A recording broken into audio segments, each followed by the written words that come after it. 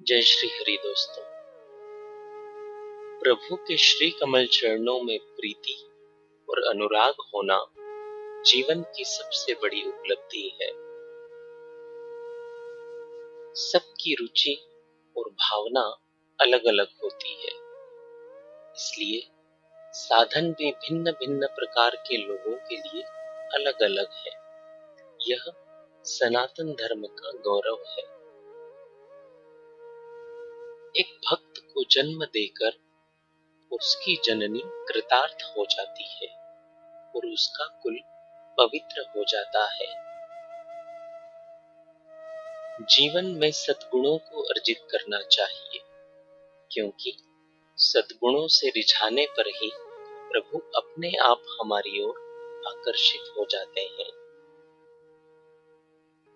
आज मंदिरों में भक्तों की नहीं बल्कि मनोरथ और कामना पूर्ति चाहने वाले लोगों की भीड़ होती है, क्योंकि लोग मंदिर अपने मनोरथ और कामना पूर्ति के लिए ही जाते हैं।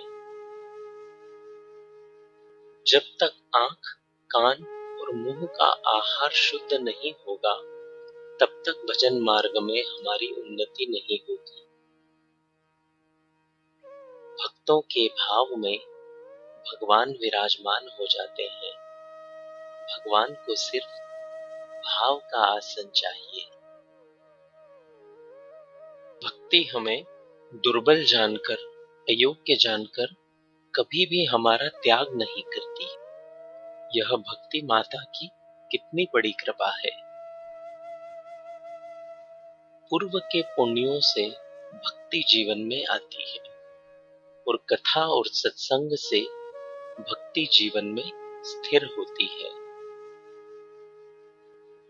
जीवन मुक्ति का अर्थ है कि जब जीवन भी हो और उस जीवन से मुक्ति भी मिल जाए। हमें गौरव होना चाहिए कि हम भारत की अति पावन भूमि में जन्मे हैं। भारतवर्ष ने एक भी दिन ऐसा नहीं देखा जब कोई भक्त यहां न रहा हो, क्योंकि यह भक्ति की भूमि है।